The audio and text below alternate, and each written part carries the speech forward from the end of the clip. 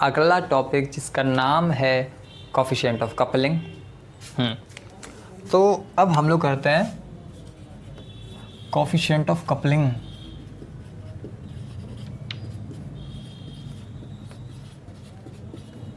ठीक है, कोई दिक्कत नहीं, बढ़िया चीज़ है। तो कोफिशिएंट ऑफ कपलिंग क्या होता है? देखिए, वैसे तो कोफिशिएंट ऑफ कपलिंग जो है वो कोई ज़्यादा बड़ा टॉपिक नहीं है, लेकिन इस टॉपिक का यूज़ कहाँ होगा ये मैं आप लोगों को बता देता हूँ। कोफिशिएंट ऑफ कपलिंग का यूज़ हम लोग वहाँ करते हैं जब हमारे पास दो कॉइलें दी गई हों और हमें ये बताना हो कि भाई साहब ये जो दो कॉइल हैं इनका किस एंगल पे या कैसे इन दोनों का जो कोफिशिएंट ऑफ कपलिंग है वो कितना ज़्यादा होगा, मतलब ये कब ज़्यादा इनमें इंडक्टेंस होगी, सबसे ज़्यादा इंडक्टेंस ये कैसे बनाएंगे। तो वो चीज़ होगी कि हमारे पास, वो मैं इसमें बताऊंगा। प्लस जो इसका एक फार्मूला है, उस फार्मूले से हम लोग ये भी पता लगा सकते हैं कि दो कॉइल जिनका म्यूचुअल इंडक्टेंस हमें पता है और उन दोनों का साथ ही साथ सेल्फ इंडक्टेंस भी हमें पता है, तो उनका टोटल इंडक्टेंस कितना होगा या फिर उनकी कोफिशिएंट ऑफ कपलिंग कितनी होगी, ये चीज़। तो उसके लिए हमारे पास जो कोफिशिएंट ऑफ कपलिंग में फॉर्मूला है, कोई डेरिवेशन नहीं है, मैं डायरेक्ट इसको बताता हूँ क्योंकि ज़्यादा कोई बड़ी चीज़ नहीं है। हमारे पास इसका एक फॉर्मूला होता है कोफिशिएंट ऑफ कपलिंग का। कोफिशिएंट ऑफ कपलिंग जो हमारा होता है, कोफिशिएंट ऑफ कपलिंग में हम लोग के से इसको डिनोट करते हैं, कोई बड़ी बात नहीं है। अब इसमें बताते हैं कि के क्या है।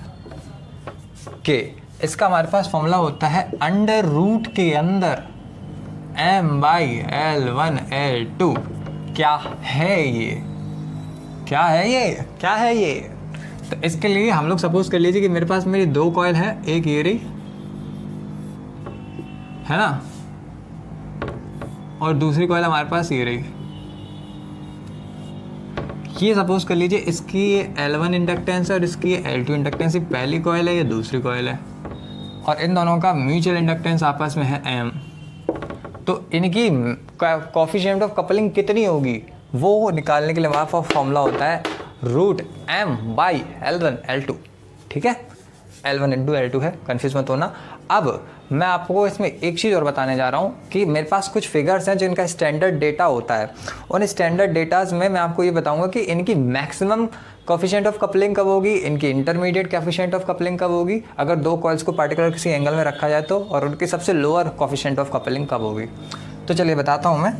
देखिए, इनकी जो सबसे मैक्सिमम कोफिशिएंट ऑफ कपलिंग होगी तब जब ये एक दूसरे के सामने ऐसे घुसे हुए रखे हों। बताता हूँ कैसे। अगर एक कॉइल ये रही और दूसरी कॉइल, मार्कर चेंज, दूसरी कॉइल ये रही, ये आपस में घुसी हुई रखी हैं। ये पहली कॉइल है, ये दूसरी कॉइल है। इनमें कोफिशिएंट ऑफ कपलिंग यानी के जो होगी वो मैक्सिमम होगी, है ना।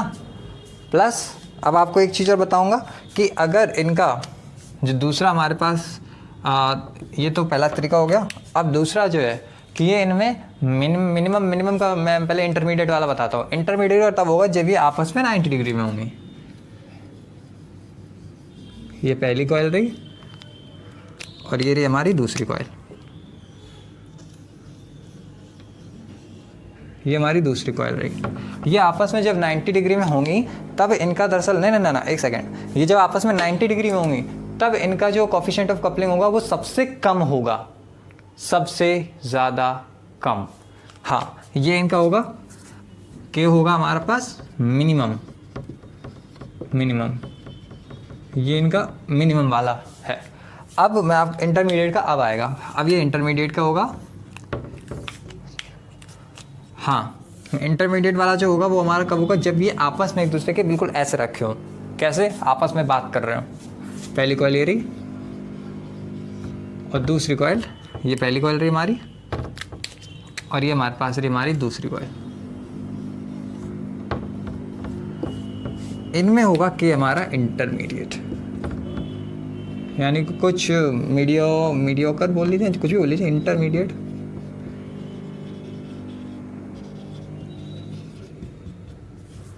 ये हो गया हमारा। तो ये कुछ 3 इसके स्टैंडर्ड डेटा हैं। जब आपसे पूछा जाए कि भाई मैक्सिमम कब होगा, मिनिमम कब होगा, ऑब्जेक्टिव टाइप के क्वेश्चन है, शॉर्ट क्वेश्चंस में, तो आप इनका ऐसे यूज़ कर सकते हैं। ये उनका कुछ स्टैंडर्ड डेटा है। तो आई होप कि आप लोगों को कोफिशिएंट ऑफ कपलिंग समझ में आया हो।